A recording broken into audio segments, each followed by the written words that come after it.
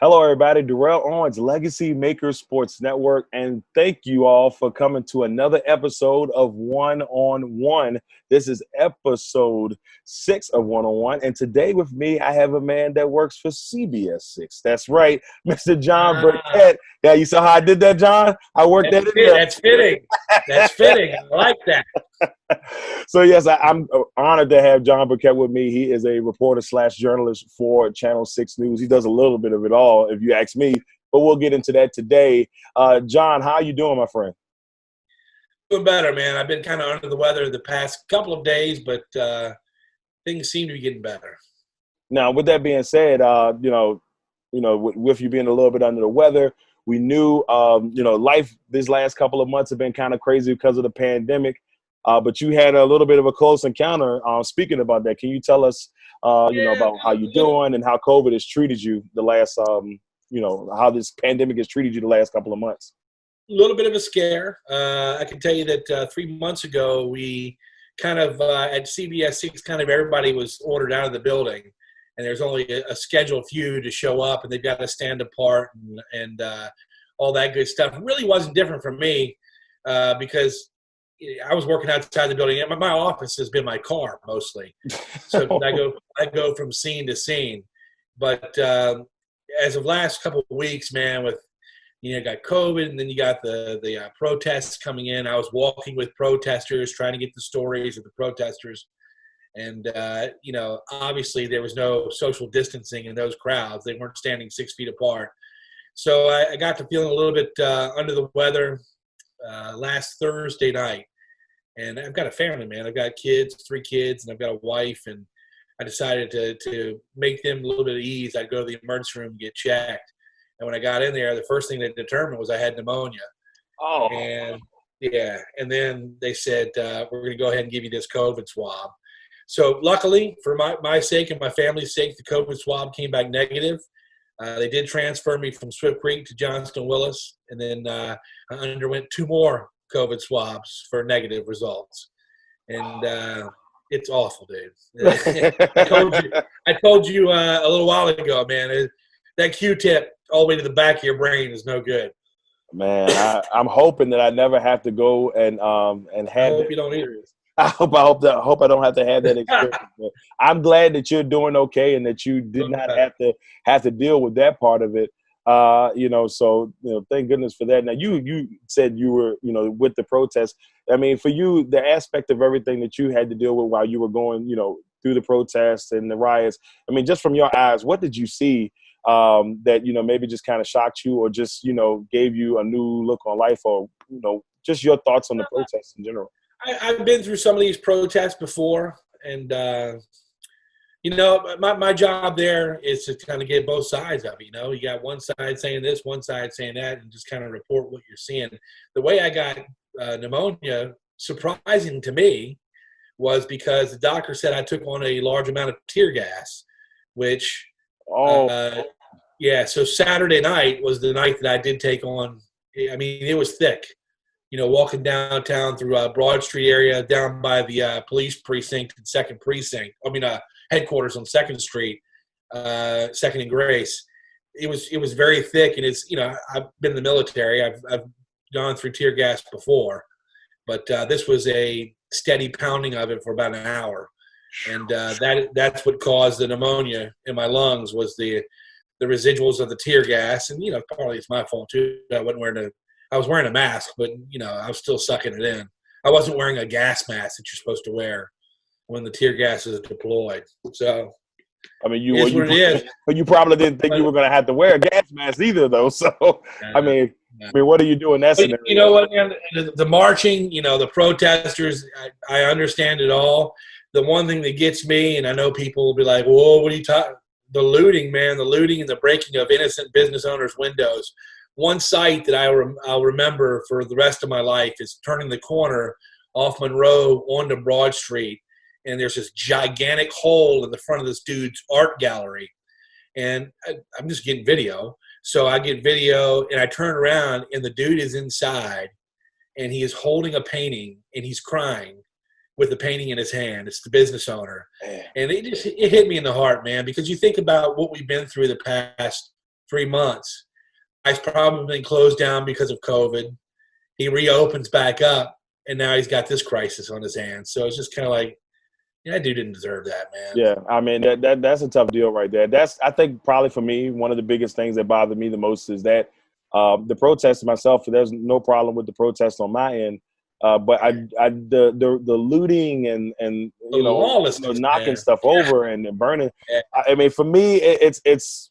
I mean, especially for those, like you said, those business owners who put so much of their heart into it, and it's mostly small businesses. It's not. I mean, there's large businesses here and there, but it's the small businesses where they can't hire, maybe security guards or police officers to take care of that. So that part of it for me was like, man, that's really hard to see right now. Computers. Tough to swallow. Tough to swallow. Definitely tough to swallow. But let me ask you this. You had a chance. You were in the military. You were in the Navy, if I'm correct. Mm-hmm. And so I mean, those times being in the Navy, did it prepare you any? I guess anything. Did it prepare you or influence you in any way? Throughout your career, being a journalist, or did it even prepare you for what you went through the last couple of days? Yeah, I mean, in the military, you're with a diverse bunch of people, man. I mean, it doesn't matter what race you are in the military. You're all one color. You're either green, you're blue, or whatever. So, and I've got an enormous love for my country, and there are things during the protest that I saw that, it makes me a little angry. The guy dragging the flag around on his foot on the middle of the Belvedere Bridge, it hits you to where should you say something? And then you go back to your training and say, well, I'm here as an unbiased, impartial journalist, so I can't say anything, So there are some things that bother you, but you just kind of go with it. I know that I've been part of a diverse group, work-wise, workforce-wise, for my entire adult life. So you just, like I said, man, I kind of focus on telling both sides of it and let the viewers at home decide what they want to grab onto and not. I mean, it's funny. One of my buddies at work calls Facebook hate book. And he ain't lying. They ain't lying. I know, man. And you look at people online, man, and people hide behind this keyboard and say so much mean and hateful stuff, dude. And you're like, come on, guy. Really? Would you really, if you saw that person in would you person, say that to that person if you saw that? Right. Yeah. I mean, it almost empowers them to be belligerent. And you're like, come on, man. Yeah. We're all here together.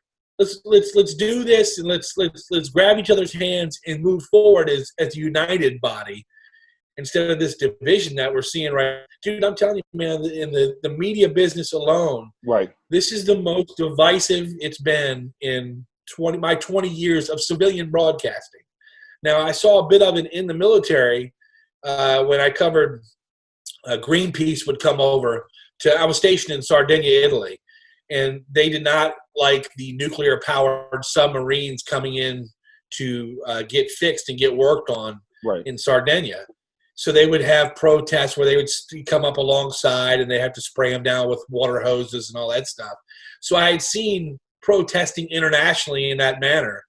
But unbelievably, even then, it wasn't as violent as some of these protests have gotten. Right. And like I said, it's been definitely wild. I mean, and with your career in journalism, you've done quite a bit during your time frame. But the biggest thing that you're known for now is you're the crime solver. You are the man that crime insider, the crime insider. You do it all, my friend. And so, tell us a little bit about that. I mean, there may be some people that don't know, but let us know, how that got started for you. Well, so years ago when I first started reporting, most of the stories that were general assignment were crime stories, and throughout the years, I've made good contacts within several police departments, and I've maintained relationships with some of those folks. And so it kind of fell in my lap 3 or 4 years ago when my boss called me in her office and said, hey, we want to brand you as the crime guy, the crime insider. And I said, that's a great idea. I like it. So really my focus, rarely do you see me covering anything but crime. It happens. I mean, Right. tornadoes happen and the weather happens. I go cover that. But normally it is sticking to the marketing outline they've made for me, and that is the crime guy. And so it's been interesting, man. You know, you get people that watch you, that trust you, that you'd be surprised that when it happens, serious stuff. I get inbox messages from family, from friends, and it's made it easier to be that trusted crime insider guy because they say, listen, I know this guy's not going to dime me out. If they want to know where the information came from, he's not going to tell them. He's going. Right. He knows he's checked his facts. And he knows it's right. Well, like I said, I will say this. I mean, I know myself. I'm probably one of those people because every time I see you go live, I'm like, let me go check and see what's going on because I know Jon's not going to stir me in the wrong direction. So that's a good deal when you know that you built a good rapport, with your supporters and family and fan base, that they know that they can go to you and be like, hey, man, like if Jon's saying it, he ain't just saying stuff just to be saying it. And that's a hard thing to find in today's media. So you got a lot of guys that want to sensationalize stuff, man. It's never been my shtick, man. I want to tell you what's there. It's something. Listen, I'm not right all the time. Sometimes my sources get it wrong. They tell me stuff that's not, it's close, but it's not all the way correct, and that's my bust. I should be, vetting it out 2 or 3 times over. But when I get hit up by guys that are pretty high ranking, I pretty much go with what I got. I mean, I'll source things twice, and then I'll move on. I'll say this, you got this. Okay, you got this. All right, we're good to go. Awesome. That's amazing. So, maybe sometimes scene and they tell you someone's been shot or something, and right. you get the sex of the victim wrong. But it happens. It happens sometimes, and sometimes it's the victim looks like this, and they think it's this, and it's not that. So you got to be careful what you do. Right. And I mean, like I said, you've gotten to the point where people trust you, and that's a pretty good deal. Now, let's go to the world of sports. Everybody's like, man, wait a minute. But you got here on 101, you got to get that in depth. You have to know the vision that is Jon Burkett because I want y'all to know the greatness that is Jon Burkett. So now let's talk a little bit of something. I know that we got 2 topics here that are near and dear to your heart.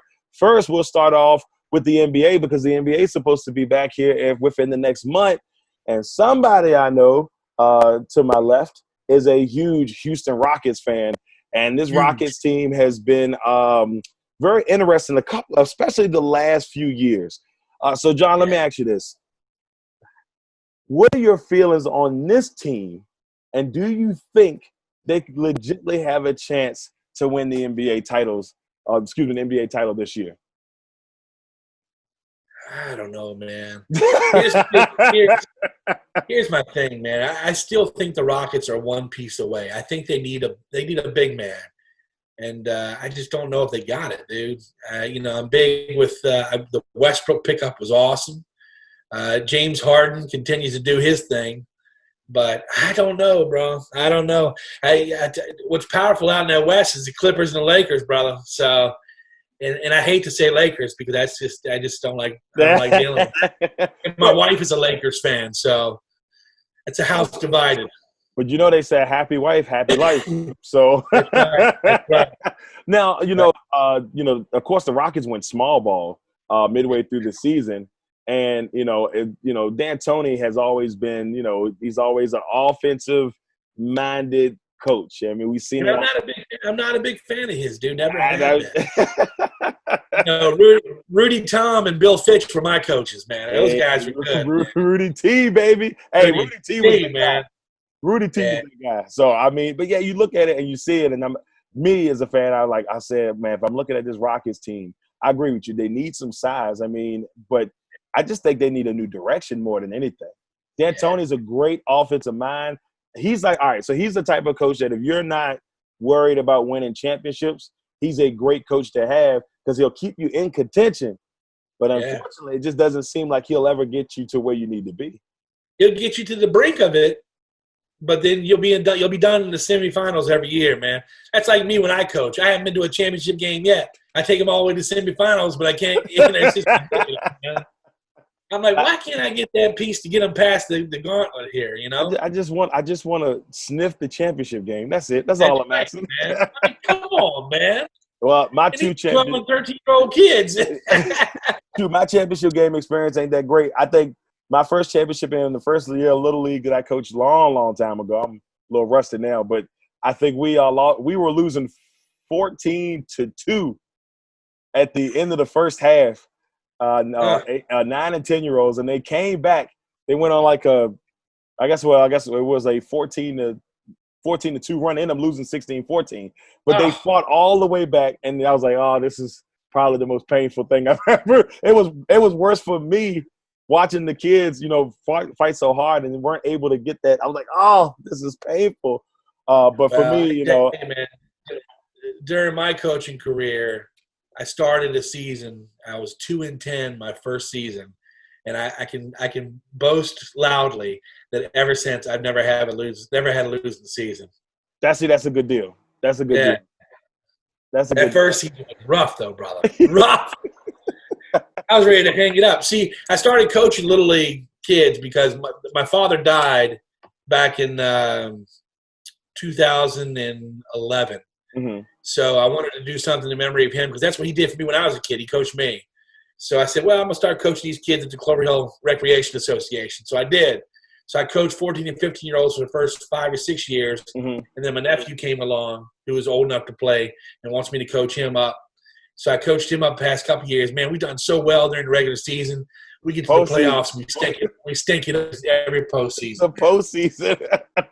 It's hardening, man. It's hardening. Don't worry. I'm looking through manuals. I don't know what I'm doing wrong here, man. I'm pretty sure I crossed the X there. I thought I was good. I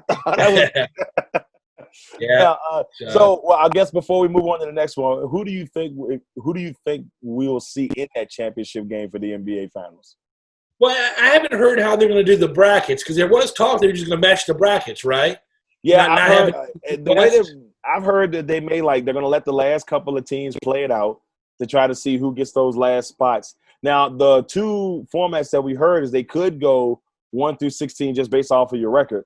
Right. Because they've been talking about that for the last couple of years in general. But what better time to try that out during a time where the season has kind of been thrown, I don't say thrown away, but it's been all messed up. But I've also heard they may still go in the direction of, just East versus West. So I guess it really depends. Well, if they do East versus West, my first will say Clippers v. Bucks.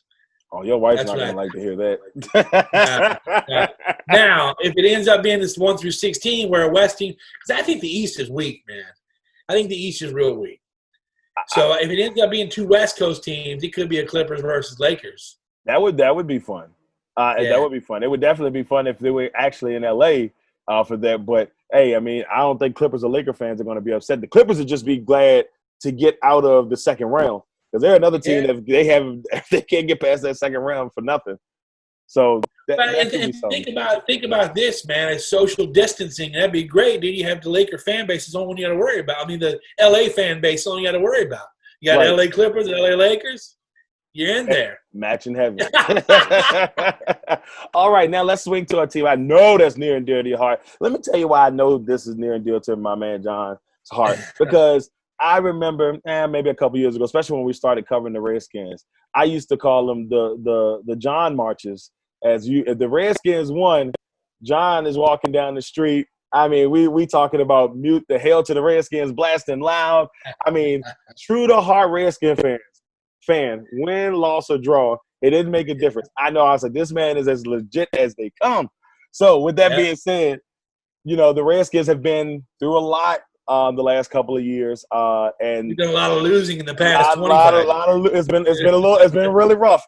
But now it seems like this Redskin team, they're trying to find that new identity. I think one of the biggest things here on the network we talked about was culture change, and it feels like they're starting to get back into that groove. So I'm going to ask you this, Jon. What right now, the state of the Redskins in your mind right now? What is the state of the team that you hold so close to your heart? Improving. It remains to be seen. I look at what Ron Rivera is doing, and I'm very happy because a lot of under Jay Gruden was slap ass, and I don't mean to be put that out there like that, but It's that's all what it good. was. No. Yeah, it was a lot of the ha ha ha, rah rah rah. These are my boys, blah blah blah. You can't be friends with your players, man. You got to have some accountability there. Zero accountability during, especially the last couple of years of Gruden's era. So I'm happy to see Ron, because Ron brings in that military kind of disciplinary style to where he lets you have fun, but you're going to be held accountable too. You don't perform. Hey, come over here, sit right next to me, and you watch your replacement perform. Old school. You know what I mean? Old school. Yeah, that kind of. Yeah. And that's what I think the Redskins need, man. And I think they need to keep Dan Snyder's hands out of the player personnel stuff. He needs to step back. And I think everybody dogs Dan Snyder. I think he's done a really good job the past couple of years of stepping aside. He was kind of handcuffed by Bruce Allen. Bruce Allen had him snowed over. Right. But I think with Ron running things, and eventually Ron will give input to hire a GM and all that stuff. I think they're going the right direction. Do I think they're going to be in the playoffs this year? Probably not. Probably like the 7-9, 8-8 team. But that's an improvement from last year's team. Were they 3-13 last year? Yeah, 3-13 last year. Dude. It's terrible. Yeah, you can't even watch it. They looked a little bit better towards the end. I mean, they played better ball towards the end, and you can say, okay, played better. Haskins played better. Yeah, he definitely did. I remember what game was it? Eagles game. I felt like they had a really for the first one they should have won the first one. We'll let that go. But that second one in DC or Atlanta, where you thought, man, they got a shot at this, and they just couldn't get it together at the end. But I mean, the Eagles at the time were just about games, man. There was a couple games where they were. I mean, their defense kept them in most of the games. Right. That offense was terrible, dude. I mean, besides Terry. That offense was terrible, dude. I mean, I love Adrian Peterson, and I love when they give him the ball, and I love when they throw it to Terry, but they need more pieces, man. And quite frankly, they don't have any time to throw it. They had no time to throw it. You know, my man's dropping back 2 steps and already clouded in a crowd of people. So they got to get a better offensive line. They got to get Geis running hard and not hurting himself, and let AP clean up some of that mess, and they're gonna be good, dude. But like I said, it'll be about a 500 team this year, I think. Yeah. And I know Will Jones from Amelia County and his Cowboys will be all happy to hear that. Hey, that guy, dude. He doesn't miss a moment, dude. I'm telling you. I've known Will for a long time. Yeah, and, dude. That guy is on my phone texting me prior to the first quarter being over. You're like, oh, God. I've known Will. Me and Will actually coached JV baseball together back in 2004. Yeah, that's my guy right there. Donkey basketball. He's another guy you need to go one-on-one with, man. I might have to because I've known him for a long time. Donkey basketball, you name it. My man done a little bit of everything, so he's definitely a phenomenal person. I will say this though about Will Jones. If anything, he's loyal, and you ain't got to worry about that. Yeah, it's true. Loyal no matter. I mean. He was a loyal friend of my father's, dude, and he's been a loyal friend to me as well. So I don't knock him too hard. I do knock him about his football team because I can't stand his football team. You got to. I mean, you have no choice in that matter. You have to. That's blood right at this point. All right, so that's Jon's thoughts into the Washington Redskins this year. I think they might have a couple of surprises under there. We'll see. My man Russ here on the network says that they will beat the Ravens. I want to see that for myself, but we'll see when that time comes. So now, well, dude, I will top that with I am very excited about the receiving core that they drafted. I think they got some size now. Gandy Golden, some of those guys got some size and some mitts. So hopefully he doesn't pull. What's the guy's name that they let go 2 seasons ago? Big disappointment from what is his name, dude? Paul Richardson? No, Richardson. No, not Richardson. Number 18. Josh Dotson. Yeah. God, man, what a waste. I knew when Jay Gruden called 3 passes to the end zone to that guy at the same time, like back to back to back, and he couldn't catch one of them. I said, this guy's got to go, man. Come on. So I think he's in Minnesota now. He was with Minnesota. And then he got I think he got released or he was a free agent and he signed with the Jets. So Oh, the Jet. he's a Okay. New York Jet right now. So, but they have, and this is just, but they have no receivers. Well, maybe they'll get better. We'll see. We'll see. So now we're going to go to a segment of the show that we like to call Quick Ones. All right. So Quick Ones is the Jon Burkett edition of Quick Ones, where Jon will get an opportunity to give them a couple topics. You know, you can answer a one-word answer, or you can break it down a little bit. We don't care here. We just want to give you a quick couple of topics and get your thoughts on that. Are you ready, Jon? I'm ready. Let's do it. All right. So first one for Jon Burkett and Quick Ones, favorite sports moment.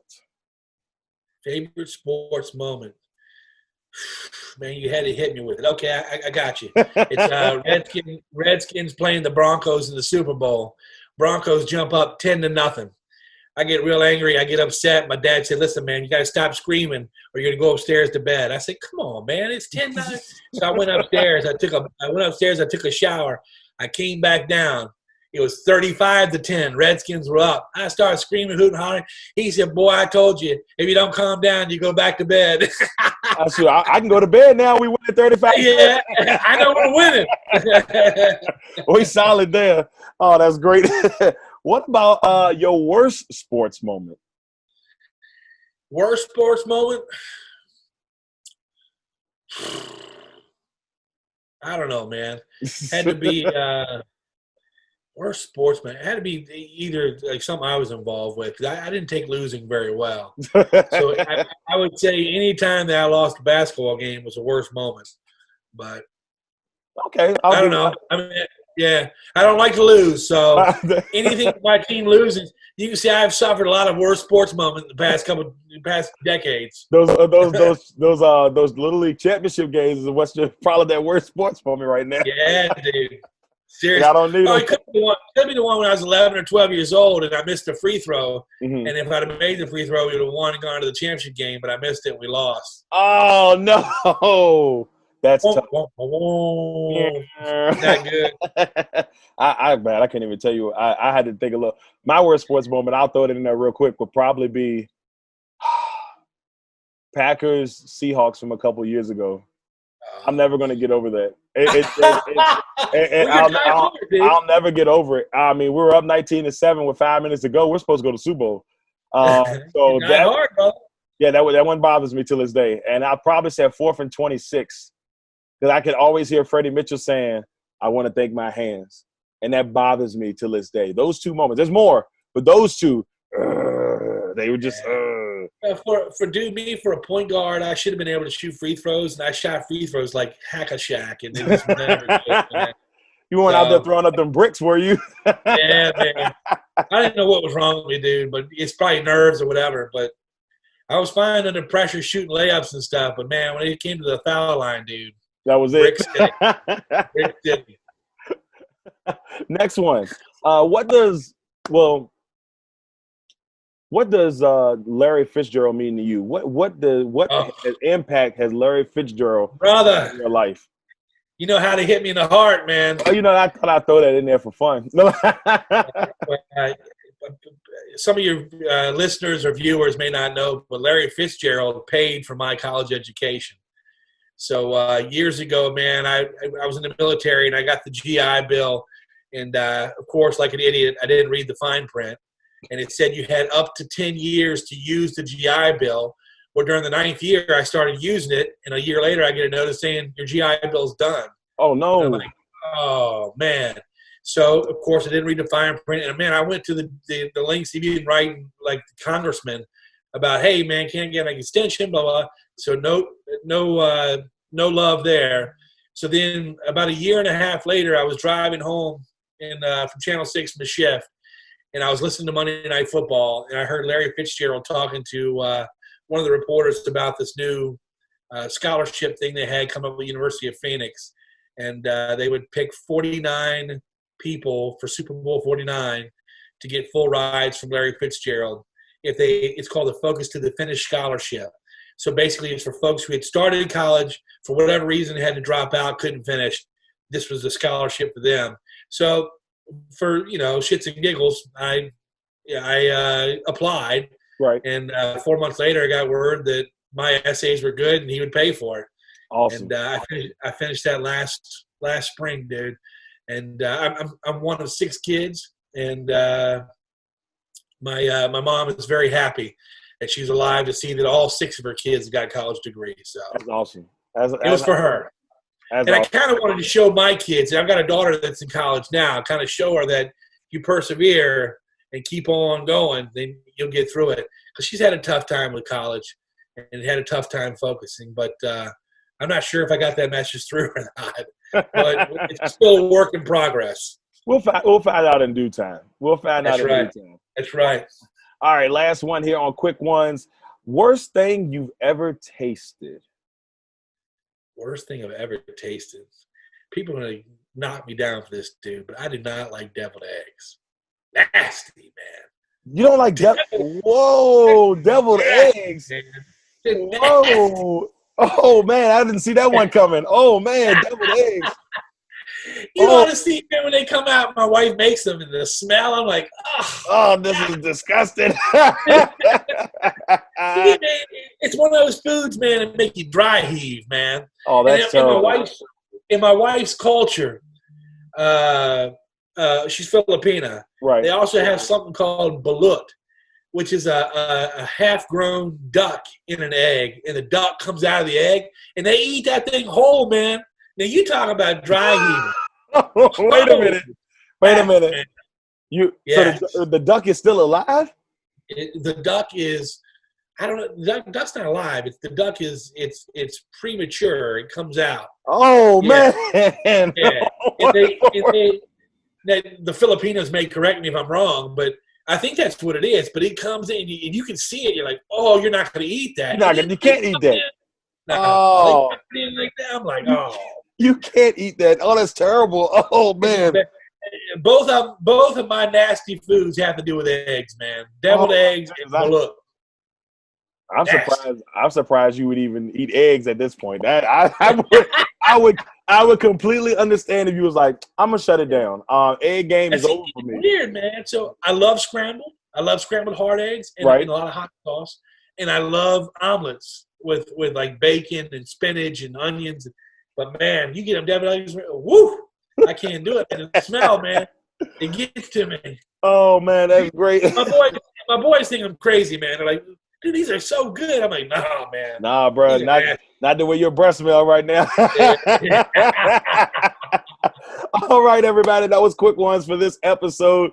Jon, truly appreciate that. Now, Jon, before we get off of here, man, I have to say thank you, man. Like, you know, when I started looking at the list of people that I wanted to come on, you know, on this show, I knew you were one of the guys that were in my mind.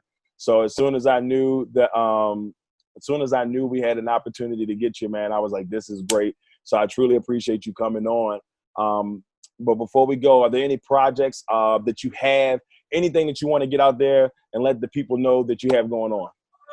Yeah, well, first off, man, it's an honor, man. We've known each other for almost 5 years now, and I really like the work you do, and I like to work in the rollback commercials, and you know, some of the stuff you did up in D.C. that I've seen you do. I mean, people don't know, but you're a heck of a guy, man. And I think much like me, you kind of tell it like it is, and don't like to sugarcoat things. You know, if it's bad, it's bad. If it's good, it's good. Yeah, right. It is. There is a special project that I am working on. My buddy, retired captain, Chesterfield captain Steve Neal, and I are writing a book. It's coming along. We're almost done. We should have been done in August, but the COVID pandemic hit us, and kind of been hard to get folks to cooperate with interviews and stuff. So we we've had to rearrange some schedules, So it'll probably be the first of the year when it comes out. Awesome. It's a book called Bearing Witness to Evil. And it's basically 16 to 18 chapters of stories that either he has covered as an investigator or I have covered as a journalist. Sometimes both of us have covered collaboratively. But some really good stories in there, man, about, the DC sniper, my involvement. I covered 5 of his murders. There's one about a tic-tac-toe killer that is very interesting, that has links to a a high-ranking local law enforcement officer. Very interesting stuff. Wow. So yeah, and one that's really close to my heart, man, is it'll be in the book because by the time the book is released, it'll be adjudicated. Is a story about this little boy, CJ, that lived in Caroline County, and his parents, man, were just abusing the hell out of him, and how this kid has kind of got himself out of the situation and persevered, and awesome. Finally his parents are going to court for this. It's been postponed several times, but I think by the end of it, we'll see a happier ending for this child. And I mean, it was dude, I'm gonna tell you, man, I've seen a lot of stuff in my career, and I saw the pictures of the abuse this kid went through. And have you ever seen the movie Passion of the Christ? Yes. The back of God during Passion of the Christ. Yeah. This kid's back looked almost equal to that. Wow, man. They were beating him with taking an RCA cord with the jacks on the end, and they were whipping him with it. And dude, I'm telling you, man, it gives me chills now talking about it. But just looking at that, and seeing the kid is making it through and persevering through life. That's part of the book, and that's going to be one of the chapters that I think we pride ourselves on. It that the story's out and everything went well for him. But it's going to be a book, an all-encompassing book of just it's RVA crimes. So a little bit of Southside Strangler. You ever heard of the Mecklenburg Six? I heard about the Mecklenburg Six. So the woman that was taken and forced to release those guys, she talked to us in the book. Wow! Oh yeah, this is gonna be interesting. This is gonna be good. So it's very interesting. So we're at the time now where we've got a cover made up. I think we're happy with our cover. We're gonna get some guys hopefully like Shaq O'Neal and John Walsh to write like a foreword or something for us. We're gonna send them a manuscript of the book, and then hopefully. We'll get some things taken care of, either self-publish it or find a publisher, and then go to town with it. That's awesome. That sounds like that's going to be it's a lot of fun, but definitely a very interesting book to read. I mean, I know a couple of people that will deep dive into that bad boy. Well, man, a lot of people like this investigative discovery channel that's on the air, and right. A lot of these stories made air on ID channel. So, right. And I've been part of some of the Nightmare on 31st Street with the Harvey family and some of that stuff too. So, those stories will be in the book as well. Mostly they're infamous crimes over the past 30 to 40 years in the RV area. All right. Now, John, before we end, what legacy do you want to leave? When you hang up your sports journalism attire and you say, I'm gonna hang the microphone up and I'm gonna put it to the side here. What do you want your legacy to be? I just want everybody to remember that Jon Burkett was a reporter that told the story fair as much as he could, told both sides as much as he could. I kind of feel like a grief counselor sometimes in my line of duty work, job duties, because I'm reporting on people in their worst moments of life. Right. And oftentimes, and I can't even tell you, it's numerous times I've gone to scenes and family members look to me for comfort, for a hug, and I'm proud to do that, man. I'm proud that I had that relationship with my community, that they feel like, well, here's a big dude I can come and hug, and he'll make me feel warm and good inside, even though something terrible has happened to me and my family. Right. And, I want to continue to tell the stories of the victims and make sure their stories don't die. Even though they have, make sure their stories live on for a long time. And that's what I like. Something for my daughters and son to read to their grandchildren. As morbid as it sounds, the book is going to be pretty graphic. But, right. Something to say, well, this is my dad. My dad was a journalist. He was an author. He saw it. He lived it. And something to be proud of. All right, everybody. You heard it here first from the man, the myth, and the legend. That is Jon Burkett at CBS 6 here in Richmond, Virginia. John, like I said, I truly appreciate you coming on, man. It has been an absolute honor. And this, ladies and gentlemen, will end episode 6. Of course, 6. Got to do it 6. Episode 6 here on 101 on the LegacyMaker Sports Network. On our next one, We got episode 7 that's happening on Friday, and we're going to have Vashti Hurt. She is the editor-in-chief and founder of the Carolina Blitz. So for those Panthers fans, those Duke fans, those UNC fans, be ready for that. That is what we have for you on Friday. I'm Darrell Owens, Legacy Maker Sports Network. John, once again, thank you, brother. I appreciate you. And until next Great talking to you, Darrell. yeah. All right, man. Love you, brother. And until next time, You, y'all take care of yourselves. Peace.